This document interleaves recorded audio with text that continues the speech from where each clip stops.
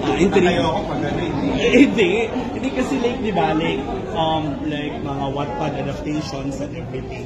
Di, parang yung mga fans, they have their facts. Sige, ganito yung gusto ko. Sige, ganito. Kayo ba, gano'n ka-importante sa inyo yung mga noises na gano'n coming from fans na sila yung gusto nilang pumapel sa ganito?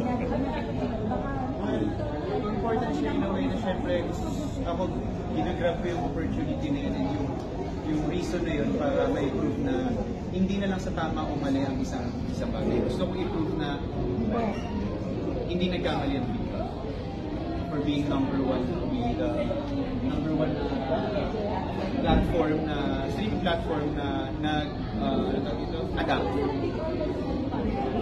Yeah, I really think there's a reason why we're here. You know, those bosses, Boss Pig and the rest of the team, ang tagal na nila sa industry. Hindi naman, they're so experienced to the point na alam nila kung sino yung mapagkakatiwalaan. Hindi naman, kunin natin to just because of wala lang, di ba? So, they see something in us na alam niya na, kaya ng tao.